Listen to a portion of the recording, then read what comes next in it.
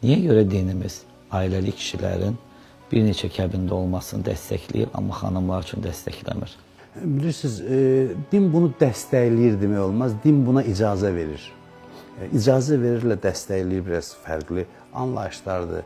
Hətta bəzi şərtlər ola bilər ki, din bunu tövsiyə etməsin kişilərə. Çünki ədalətə riayət olunmalıdır, müəyyən qaydalar tətbiq olunur. Bilirsiniz, qadın ümumiyyətlə, qadının quruluşu da belədir ki, qadın bir kəsə bağlandısa, onun fikri açalanmır başqalarına. Ümumiyyətlə, belə deyində sizə, cinsi baxımdan götürsək, qadınlar kişilərdən güclüdür. Daha çox özlərinə hakim ola bilir.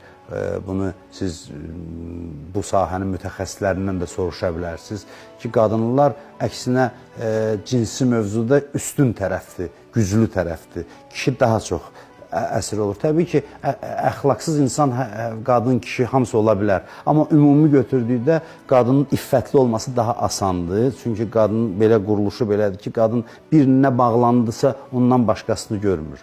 Bu qadının özünə məxsus xüsusiyyətidir. Kişilərdə isə bir qədər fərqlidir. Bir daha deyirəm, kişi də həyat yoldaşına vəfalı olmalıdır və heç kəsə kişiyə deyə bilməz ki, nə istəyir eləsin o kişidir. Bu görüşü mən qəbul eləmirəm. Amma istisna hallar olur. Bəzən, misal üçün, müharibələr zamanı kişilərin sayı azalır, qadınlar başsız qalmasın deyə bu qaydalar müəyyən olunur. Kişilər qadınları himayə edərkən, məsələn, ərini itirmiş, həyat yoldaşını itirmiş qadınları təkcə maddi yox, həm də onların fizioloji ehtiyaclarının təmin olunması üçün adətən kişilər daha çox müharibələrdə, itkilər daha çox kişilərdən olur deyə bu balansı qorumaq üçün müxtəlif müəyyən başqa hikmətlər, dediyim o quruluşda olan fərqləri nəzərə alaraq dinimiz buna icazə verir. Hansısa situasiyalarda icazə verir. Amma deyək ki, din bunu dəstəkləyir və yaxud insanları buna təşviq edir, belə bir şey yox. Din sadəcə deyir, hansısa hallarda bunu etmək olar.